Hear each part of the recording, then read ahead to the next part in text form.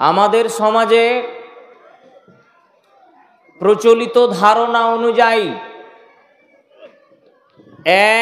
যেসব পরিবারে প্রচলিত কুসংস্কার প্রথাগুলো মেনে চলে, আধুনিক ফ্যাশন মেনে চলে, আধুনিকতার ছোঁয়ায় নিজেরকে সাজায়,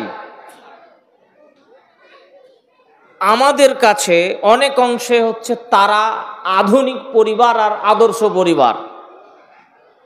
কেউ মনে করতে পারে যেসব পরিবারে ভালো টাকা উপার্জন করতে পারে, ভালো বাড়ি আছে, গাড়ি আছে, জমি জায়গা আছে, অর্থ সম্পদ আছে, এই পরিবারটাই ভালো পরিবার, আদর্শ পরিবার।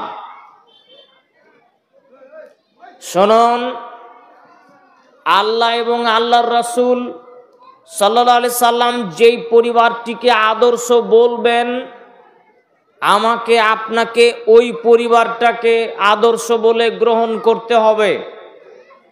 আমার নজরে মনে হলো এই বাড়িটা বড় বাড়ি, এর বাড়িতে 5 জন সার্ভিসম্যান আছে, কোটি টাকা উপার্জন করে, 2-4টা গাড়ি আছে, জমি জায়গা অনেক বেশি আছে, এরা নানা রকম ফ্যাশন করতে পারে, জন্মদিনে কেক কাটে, বিয়েতে কোটি টাকা খরচ করে, এই পরিবারটাই মনে হয় আদর্শ পরিবার। বাস্তবে কি সেটাই আদর্শ পরিবার? না, বাস্তবে তা আদর্শ পরিবার নয়। আদর্শ পরিবার হতে হলে কতকগুলো গুণ, বৈশিষ্ট্য থাকতে হবে। ওই বৈশিষ্ট্যগুলো যদি একটা পরিবারে থাকে তবে সেই পরিবারকে আদর্শ পরিবার বলে গণ্য করা হবে।